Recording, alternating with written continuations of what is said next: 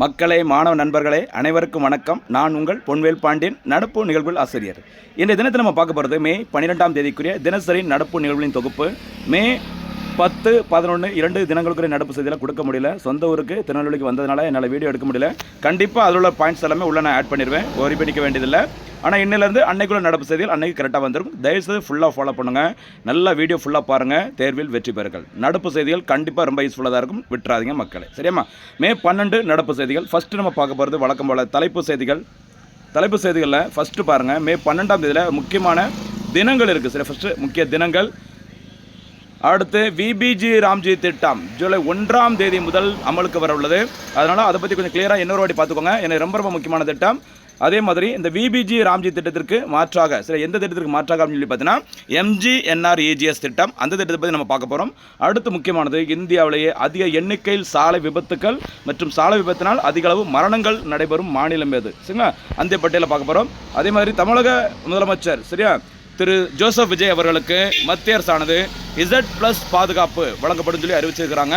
Z+ பாதுகாப்புனா என்ன, அதில் என்னென்ன சிறப்பு அம்சங்கள் இருக்குது, யாருக்கெல்லாம் இந்த பாதுகாப்பு வழங்கப்படும், இப்படி சூப்பராக செய்தியில் பார்த்துட்டு ரிவிஷனுக்காக சூப்பர் 6 கேள்விகள் நம்ம பார்க்க போகிறோம். சரிங்களா? ஆரம்பிக்கலாமா? ஊருக்குள்ளேருந்து வீடியோ எடுக்க முடியல, பயங்கர ரேடியோ சவுண்டு. அதனால் ஊருக்கு வெளியில் சும்மா உட்காந்து எடுத்துகிட்டு இருக்கிறேன். கொஞ்சம் அட்ஜஸ்ட் பண்ணிக்க மக்களே, சரியாம்மா? ஃபஸ்ட்டு மே 12 ஒரு முக்கியமான தினம் இருக்குது. என்ன தினம் அப்படின்னு சொல்லி பார்த்தீங்கன்னா இன்டர்நேஷ்னல் நர்சஸ் டே. சரியா? சர்வதேச செவிலியர்கள் தினம். மருத்துவர்கள், சரியா, நிறைய நமக்கு சிறப்பான பங்களிப்பு ஆற்றினாலும், சரிங்களா, ரொம்ப முக்கியமான ரோல் ப்ளே பண்ணுறது அந்த செவிலியர்கள் தான். அவர்களை போற்ற மாதிரி இந்த international day of the nurse அப்படிங்கிறது மே 12ஆம் தேதியில் கடைபிடிக்கப்படுகிறது. எதுக்கு அப்படின்னு சொல்லி பார்த்தீங்கன்னா லேடி வித் தி லேம்ப்னு சொல்லுவாங்கள்ல, கை விளக்கு ஏந்திய காரிகை, சரியா, அல்லது விளக்கு ஏந்திய சீமாட்டி என்று அழைக்கப்படும் புகழ்பெற்ற ஒரு செவிலியர், சரியா, ஃப்ளாரன்ஸ் நைட்டிங்கேல் அவருடைய பிறந்த நாள் மே 12ஆம் தேதி. ஓகேவா? அந்த மே 12ஆம் தேதி தான் பார்த்தீங்கன்னா உலக லெவலில் செவிலியர் தினமாக கடைபிடிக்கப்படுகிறது. போரில் காயமடைந்த அந்த வீரர்களுக்கு கையில் ஒரு விளக்கை ஏந்தி போயிட்டு அவர்களுக்கெல்லாம் சிகிச்சை வழங்கியிருப்பாங்க ஃப்ளாரன்ஸ் நைட்டிங்கேல் அவர்கள். அதனால தான் அவங்களுடைய பிறந்த நாளை உலக செவிலியர்கள் தினமாக கடைபிடிச்சிட்டு இருக்கோம் இன்றைக்கு வரைக்கும். சரிங்களா? சரி, பாருங்கள். அதான் சமூகத்திற்கு செவிலியர்கள் ஆற்றி வரும் உன்னதமான சேவை, அர்ப்பணிப்பு மற்றும் சுகாதார சேவைகள் அவர்களின் முக்கியத்துவத்தை அங்கீகரிக்கும் வகையில் கொண்டாடப்படுகிறது. சரிங்களா? இது ஃபஸ்ட்டு வந்துட்டு எப்போது அங்கீகரிக்கப்பட்டதுன்னு பாருங்கள். 1965 பசுமை பிரச்சனை ஞாபகம் வர வேண்டும். ஃபுட் கார்பரேஷன் ஆஃப் இந்தியா ஞாபகம் வர வேண்டும். இந்த 1965ஆம் ஆண்டில் தான் முதல் செவிலியர் கவுன்சில், சரியா, சர்வதேச செவிலியர் கவுன்சில் இந்த தினத்தை அனுசரித்து வருகிறது. அந்த வருஷத்தில் இருந்து. ஓகேவா? அதுக்கப்புறம் முறைப்படி 1974ஆம் ஆண்டு மே 12ஆம் தேதி முதல் அதிகாரப்பூர்வமாக இந்த சர்வதேச செவிலியர் தினமாக அறிவிக்கப்பட்டு உலகெங்கிலும் கொண்டாடப்பட்டு வருகிறது. 65ல் முதல் முறை கடைபிடித்தாலும் அஃபிஷியலாக கடைபிடிக்கப்பட்ட முதல் முறை 1974. சரியாமா? அடுத்தபடியாக முக்கியமான திட்டம், அடுத்த தேர்வில் இடம்பெறக்கூடிய ரொம்ப ரொம்ப முக்கியமான ஒரு திட்டம் விபிஜி ராம்ஜி திட்டம். விபிஜி ராம்ஜி அப்படின்னா உங்களுக்கு தெரிஞ்சிருக்கும் கண்டிப்பாக. சரியா? விக்ஷித் பாரத், வளர்ந்த பாரதம், வளர்ந்த India, guarantee for Rozgar and Ajeevika mission. ஃபினிஷிங்கில் இருக்க அந்த ஜி அப்படிங்கிறது, சரியா, கிராமத்தை குறிக்கும். சரிங்களா? மத்திய அரசு கொண்டு வந்துள்ள புதிய ஊரக வேலைவாய்ப்பு திட்டமான இந்த விபிஜி ராம்ஜி திட்டமானது, சரிங்களா, வரும் ஜூலை 1, 2026 முதல் நாடு முழுவதும் நடைமுறைக்கு வருகிறது சொல்லியிருக்கிறாங்க. ரொம்ப முக்கியமானது. அறிவித்தது வேறு டைமாக இருக்கலாம், ஆனால் எப்போது முதல் இந்த திட்டம் நடைமுறைக்கு வருதோ அதுதான் ரொம்ப முக்கியம். ஜூலை 1, 2026 இந்த விபிஜி ராம்ஜி திட்டம் நடைமுறைக்கு வருகிறது. இதை தமிழில் சொல்லும்போது விக்ஷித் பாரத். சரியா? விக்ஷித் பாரத் இலக்கு ஆண்டு சொல்ல பார்க்கலாம். போனஸ் கேள்வி. விக்ஷித் பாரத் இலக்கு ஆண்டு எந்த ஆண்டு? வளர்ந்த பாரதமாக இந்தியாவை மாற்றியிருக்க வேண்டும். விக்ஷித் பாரத் வேலைவாய்ப்பு மற்றும் வாழ்வாதார உத்தரவாத சட்டம், இதுதான் ஷார்ட்டாக விபிஜி ராம்ஜி திட்டம் சொல்லி மத்திய அரசு பேர் வச்சுருக்காங்க.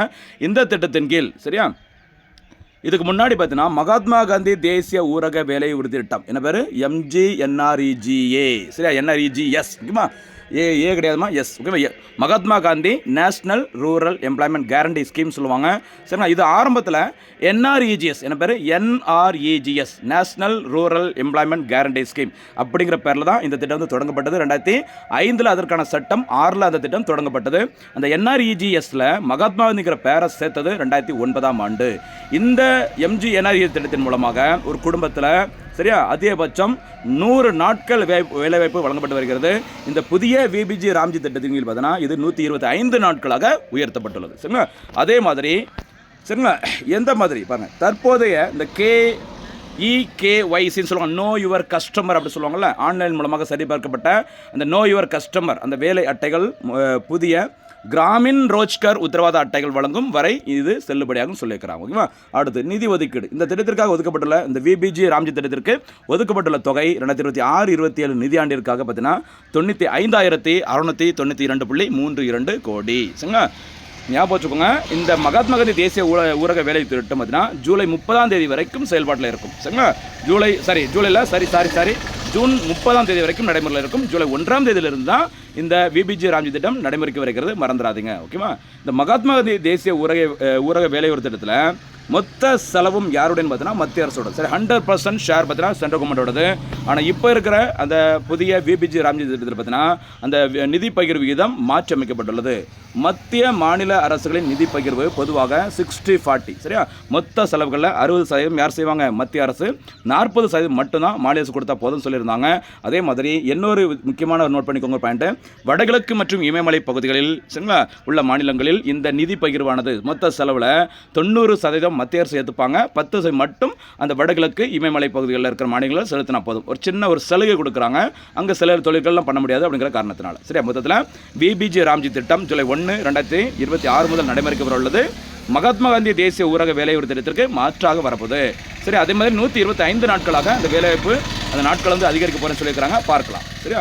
அடுத்த முக்கியமான செய்தி, அவேர்னஸ்க்காக இந்த மாதிரி கொஸ்டின் கண்டிப்பாக எல்லா தேர்வுகளும் இருக்கும். இந்தியாவிலேயே அதிக சாலை விபத்துகள் நடைபெறும் மாநிலம். சரியா? இந்த தகவலை வெளியிட்டது யாருன்னு சொல்லி பாருங்க, தேசிய குற்ற ஆவண காப்பகம். சரி, நேஷனல் கிரைம் ரெக்கார்ட் பியூரோன்னு சொல்லுவாங்க, ஷார்ட்டாக NCRB. சரியா? இந்த NCRB வெளியிட்ட 2024ஆம் ஆண்டிற்கான தகவலின் அடிப்படையில் இந்தியாவில் 4.95 லட்சம் சாலை விபத்துகள் நிகழ்ந்துள்ளன. சரியா? இப்போ 24 அந்த ஆண்டில் 2024ஆம் ஆண்டு கிட்டத்தட்ட 5 லட்சம் சாலை விபத்துகள் ஏற்பட்டுள்ளது. சரிங்களா? 2023 பார்த்தோன்னா இது 4.91 லட்சமாக இருந்தது, கொஞ்சம் ஜாஸ்தியாக இருக்குது. இதில் அதிக அளவு 2024ஆம் ஆண்டில் மொத்த அந்த 4.9 லட்சம் சாலை விபத்துகளில் தமிழ்நாட்டில் மட்டும் 69,828 சாலை விபத்துகள் நிகழ்ந்திருக்கின்றது.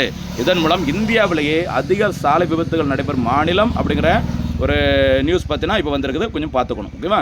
அதனால தான் அந்த குட்டி காவலர் திட்டம் அந்த மாதிரி சரிங்களா சில விழிப்புணர்வு சாலை விபத்துகள் அல்லது சாலை விதிமுறைகள் தொடர்பான சில விழிப்புணர்வை ஏற்படுத்துவதற்கு தமிழ்நாடு காவல்துறை முதற்கொண்டு சில திட்டங்களை முயற்சி பண்ணிட்டு இருக்கிறாங்க. என்ன இருந்தாலும் அது நாமளே கொஞ்சம் கரெக்டாக ஓகேவா சரியாக இருந்தால் மட்டும்தான் விதிமுறைகளை நம்மளே தனிநபர்கள் கரெக்டாக ஃபாலோ பண்ண மட்டும் தான் அந்த சாலை விபத்துகள் எண்ணிக்கை வந்து குறைக்க முடியும். சரிங்களா? சாலை விபத்துகள் அந்த மரணத்தினால் சாலை விபத்தினால் ஏற்படும் அந்த மரணத்தில் பார்த்தீங்கன்னா கிட்டத்தட்ட எண்ணிக்கை பார்த்துக்கோங்க 1.99 லட்சம் உயிரிழப்புகள் நிகழ்ந்திருக்கிறது. 5 லட்சம் சரிங்களா ஆக்சிடென்ட் ஆகிருக்குது. சரிங்களா? கிட்டத்தட்ட 2 லட்சம் பேர் அதில் உயிரிழந்திருக்கிறாங்க. சரியா? அந்த உயிரிழப்புகளில் யார் டாப்ல இருக்குன்னு சொல்லி பார்த்தீங்கன்னா உத்தரப்பிரதேசம். சாலை விபத்துகளின் எண்ணிக்கையில் இந்தியாவிலே பார்த்தீங்கன்னா தமிழ்நாடு முதலிடம். சாலை விபத்தினால் ஏற்படும் அந்த மரணம் அதில் வந்து உத்தரப்பிரதேசம் முதலிடம். சரிங்களா? தமிழகத்தில் 2024ஆம் ஆண்டில் ஏற்பட்ட உயிரிழப்புகள் பார்த்தீங்கன்னா எண்ணிக்கை 20,390. ஓகேவா? சரி, தமிழ்நாட்டோட அந்த தேசிய அளவிலான சாலை விபத்து உயிரிழப்புகளில் இது 10.2%. சரி, அப்போ 100ல் 10.2% உயிரிழப்பு சாலை விபத்தினால் தமிழ்நாட்டில் மட்டுமே ஏற்படுகிறது. அதே மாதிரி அதிக எண்ணிக்கையில் சாலை விபத்து சரிங்களா சாலை விபத்துனா அது ஆட்டோவில் போகிறதா இருக்கலாம், காரில் போகிறதா இருக்கலாம், ட்ரெயினாக இருக்கலாம், பஸ்ஸாக இருக்கலாம். ஆனால் இருசக்கர வாகன விபத்துகளில் ஏற்படும் மரணமே அதிக எண்ணிக்கையில் இருக்குது. ஞாபகம் வச்சுக்கோங்க, தமிழ்நாட்டில் 11,786 பேர் உயிரிழந்திருக்கிறாங்க டூ வீலரில் போகிறதுனால. சரி, கண்ட்ரோல் இல்லாமல் விதிமுறைகளை ஃபாலோ பண்ணாமல் சிக்னலை பார்க்காம சரியா அந்த ராங் ரூட்டில் போகிறது, இது மாதிரி நிறைய விஷயங்கள் நடக்குது. கொஞ்சம் கவனமாக இருக்க வேண்டும். நம்மளோட உயிரை நம்ம தான் காத்துக்க வேண்டும். அரசாங்கம் என்ன முயற்சி பண்ணாலும் தனிப்பட்ட நம்மளுடைய ஓகேவா ஒரு சில வைராக்கியம், அதாவது விதிமுறைகளை நான் கரெக்டாக ஃபாலோ பண்ணுவேன், நாட்டிற்கும் நம்ம வீட்டுக்கும் நம்ம நல்லபடியாக சில விஷயங்களை பண்ணணும் அப்படின்னா நம்ம தனிப்பட்ட முறையில் சில முயற்சி எடுத்தால் மட்டும் தான் முடியும். சரியாம்மா? அடுத்த செய்தி போகலாமா? அடுத்து பாருங்கள், Z+ பாதுகாப்பு. சரியா? Z+ பாதுகாப்பு பாருங்கள். Z+ பாதுகாப்புனா அதாவது எக்ஸ் வகை பாதுகாப்பு இருக்குது, ஒய் இருக்குது, அதிலே ப்ளஸ்லாம் இருக்குது. Z+ங்கிறது ஒரு அதிகபட்ச ஒரு முக்கியமான ஒரு பாதுகாப்பு. யாருக்கு வழங்கப்படும் சரிங்களா, யாரால் வழங்கப்படுகிறது அப்படிங்கிற செய்தி தான் பார்க்க போகிறோம். பாருங்கள், Z+ பாதுகாப்பு என்பது இந்தியாவில் மிக உயர்மட்ட அச்சுறுத்தல் உள்ள விஐபிகளுக்கு, வெரி இம்பார்ட்டன்ட் பர்சன் சரியா விவிஐபிகளுக்கு மத்திய அரசாங்கத்தால் வழங்கப்படும் மிக உயர்ந்த பாதுகாப்பு வகைகளில் ஒன்றாகும். சரியா? இதில் யார் பாதுகாப்பில் இருப்பாங்க அப்படின்னா 10க்கும் மேற்பட்ட NSG. சரி, NSGனா நேஷனல் செக்யூரிட்டி கார்டு.